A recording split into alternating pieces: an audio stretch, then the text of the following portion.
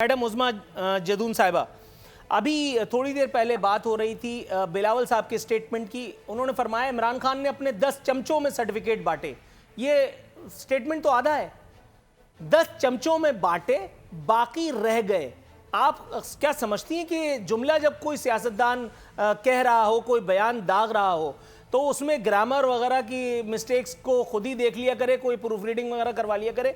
आधे अधूरे बयानात दाग करके कौम को गुमराह करने का क्या मतलब? भाई आधों को नवाजा है तो आधे रह भी तो गए।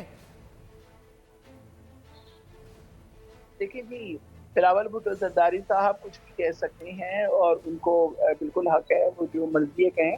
मैंने आपसे कहा ना कि जिस तरह से वो बात हुई है कि मुझे बहू क्यों बुरी लगती है, कि आटा कूटते हुए हिलती है। ठीक है, अभी मेरे भाई जिस तरह से कह रहे थे कि नॉन इशू, तो भाई इसमें कौन सा इशू है?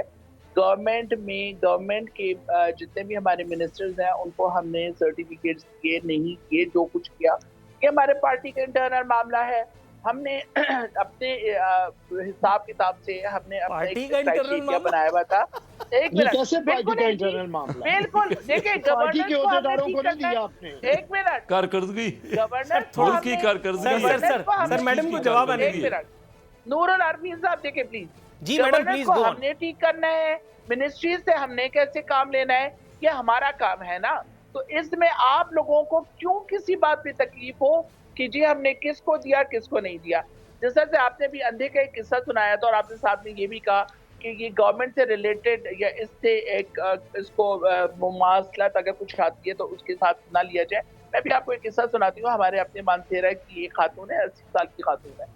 उनके सामने किसी ने इमरान खान की बुराई की और कहा कि बहुत ज्यादा महंगाई हो गई है। मैंने कहा अच्छा, मुझे तो महंगाई नजर नहीं आती है। उन्होंने कहा कैसे मासी, कैसी बातें करती हो तुम?